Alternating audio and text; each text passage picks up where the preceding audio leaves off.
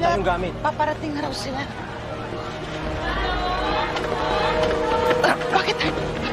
Baka tauhan ni Mayor. Ano? Wala? Wala, boss eh. Halika na. Isa tayo.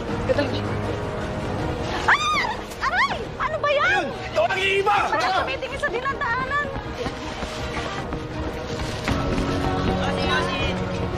Arthur!